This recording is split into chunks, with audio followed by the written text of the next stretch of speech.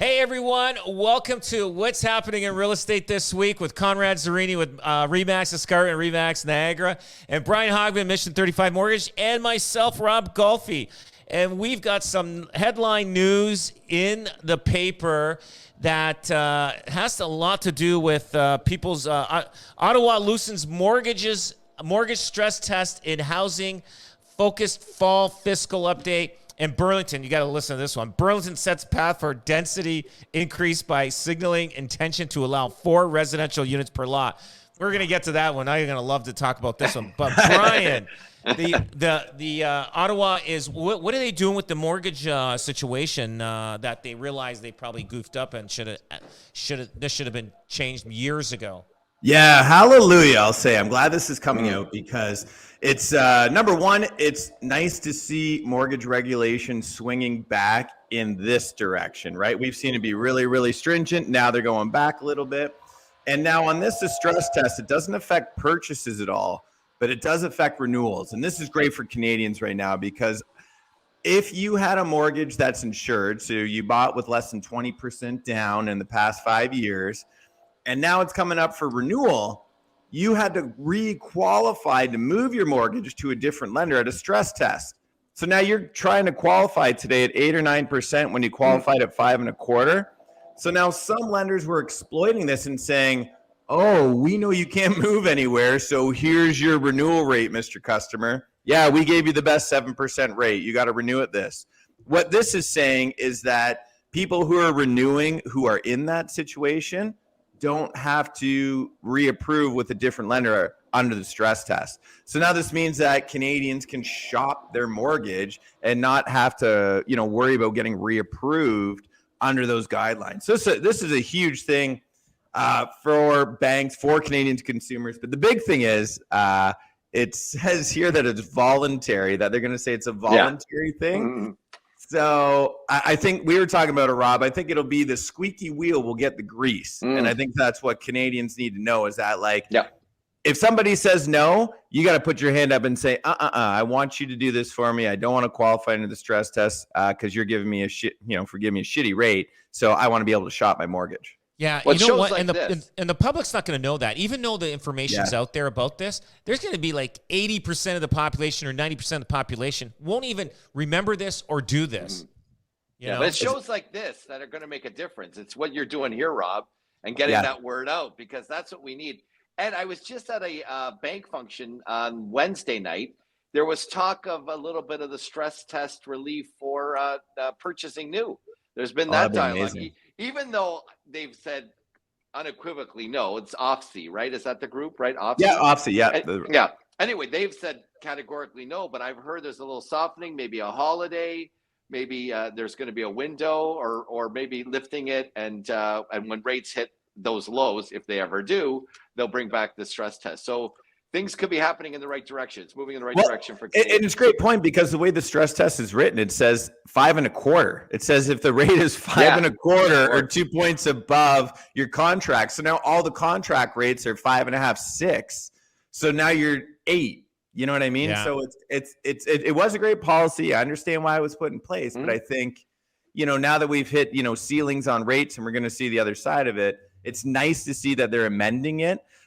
For people, because I'm telling you, people are renewing over the past 6-12 months. Even some lenders would go as far as checking people's credit prior to renewal, which is really not I get it, you know what I mean? But these are some big lenders. If they check the credit and they see, Brian's credit went from 750 down to 580, they know Brian's not going anywhere, and then that affected the renewal pricing, which is really shady in my opinion. Yeah, and of course they're doing that. There's no doubt about it. But this is going to get swept under the carpet with the banks. They're not going to even mention it. There's not going to be a sign anywhere.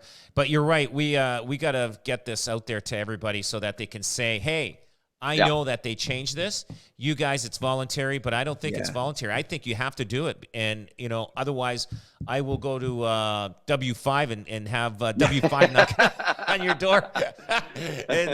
No, it's true, right? I think nobody wants the bad publicity of someone not being able to do it because it also says in that, Canadian charter that, if people are under financial duress, They'll extend the amortization. That's another kind of unwritten rule. Like technically you need to requalify to bring your amortization longer. But what they're saying here is if someone's in a tough situation, the banks should be doing that for them to make their payments better, give them some payment relief. So again, make sure you're asking for this stuff because you guys are 100% right. They will not. Or now you could take your insurance with you if you get the same mortgage, right? The same mortgage. You don't have to get a new CMHC insured. Am I correct? Is that always been that way? Has it always been that way? You can move to a different company without and still have the same CMHC insurance? Yeah, that's correct. The mortgage default insurance, you pay it once, right? And that's only if you put down less than 20%. When you move, you technically can still be, as long as you're not adding money to the mortgage. It's you can't add money. Yes. Yeah, you can do that. But this allows people to do that. And then I think, people didn't know that this was available. And I think it's really important for people to know they're available because that's why banks always send out the renewal forms with the rates that are higher because they're banking on someone signing it and sending it back. It's a numbers game. That's what it is. They know. Right? Yeah. And those rates aren't the best. You got to call. You know what you got to do, Brian? You got to get a tractor trailer, put it on the Queen Elizabeth Way, saying renewing your mortgage. You got a farm property that you might know, like a farm. Listen, that I could maybe. I've been looking for those farm properties. Other realtors are grabbing them. I go you notice how many tractor trailer advertising ever since I put mine up. Oh, ever since you did it, Rob, it was like spread like wildfire. Absolutely. I saw one driving through Grey Cup around Hamilton when I was there on the weekend. It was the cheap advertising going around. There you go, Matt. There you go. Yeah. So another thing that hit the papers is Burlington sets path for density increase by signaling intention to allow 4 residential units per lot. Now, so they're allowing a basement apartment. They're allowing a tiny, home in the backyard. Are they? So in some neighborhoods, the people are gonna, balk back at this. This is gonna be tough. But getting this, applying for this, we know Burlington is brutal when it comes to get anything approved. So if you're thinking today you want to do something, it's going to be 2 years. By that time, you've already forgotten about the permit that you applied for, and you just say, forget it, I'm moving to another neighborhood. But I get it. Doug Ford's right. They are slow in Burlington. One of the worst cities in Ontario. And I deal with planners and architects all the time. And the minute I say it's in Burlington, they're like, oh no.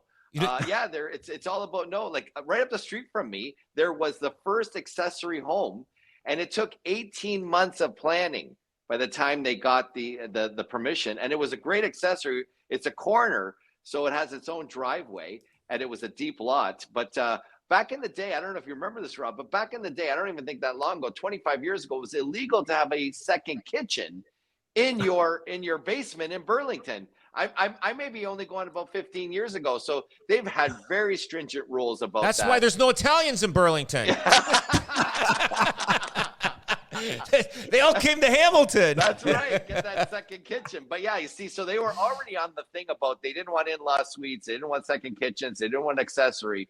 So they've come, with the pressure of the province. But it's funny. I just heard a stat today. It's going to take $600 billion to equal the amount of housing that CMHC is asking, 5.8 million homes.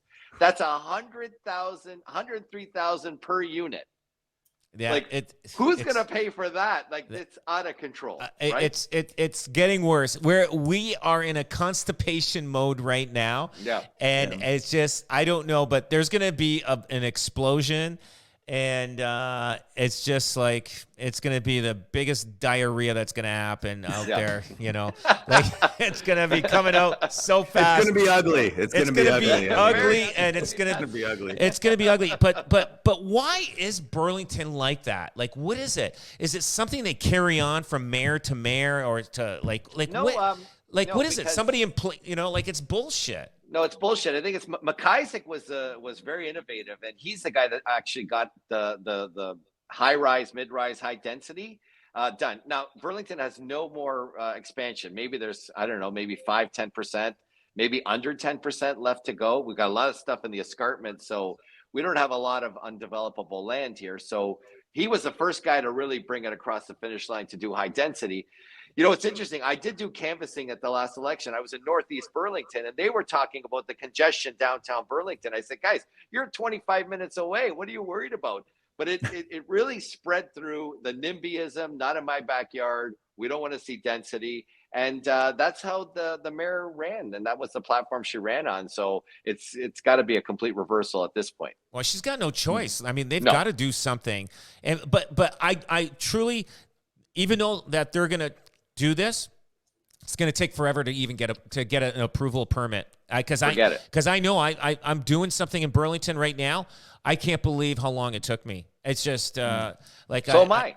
Like, yeah, like it was brutal. I don't know if it was my contractor. I don't know if it was the inspector. I don't know. It's the way, but I hear it from everybody. Even the landscapers said to me, he goes, "Oh my God, Rob, like Burlington is brutal. Like it's just." So I got a question for you, Rob, then, and Conrad. Would you rather City of Burlington dealing with the permit issue or landlord rental tribunal eviction? Oh my God, they're both bad. They're both at the same level. They're both bad. None? Yeah. Okay. But Burlington changes the rules. They move the goalpost over and over again. So I'm getting a permit to change windows and my facade, and they want me to get a zoning verification. I'm saying, why would I need a zoning verification? I'm changing the facade. Like I'm just replacing the windows, my overhang. You know what I mean? Like just recladding. And they said you need a zoning verification to get a building permit. I said, you guys gotta be kidding me.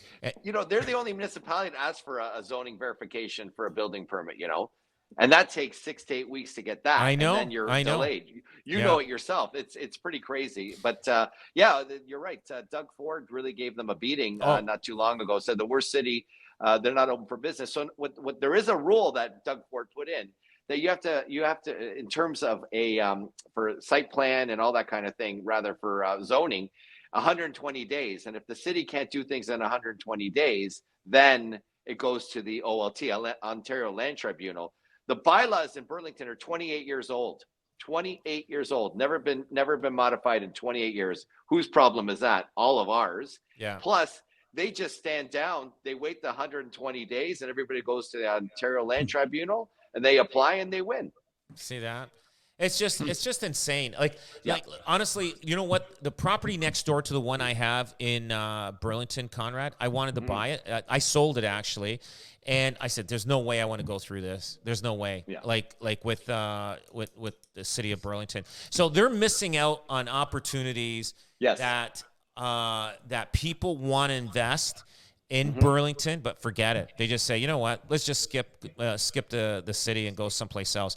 You know what? And I don't think they realize. Do they realize that? Like, do they see that, or is it just something like, you know what I mean? Like, you know. Well, they're steadfast, and they have a requirement. You are okay because you're on the other side of Caroline, but there's a requirement south of Caroline and along Lakeshore that it can't be office use on the main floor.